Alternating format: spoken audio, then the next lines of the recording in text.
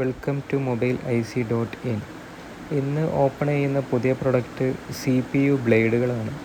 ഏകദേശം ഒരു 27 piece blade മാത്രം വരുന്നുണ്ട്. സാധാരണ ഹാൻഡിലും കൂടി എടുക്കാണ് വരുന്നത്.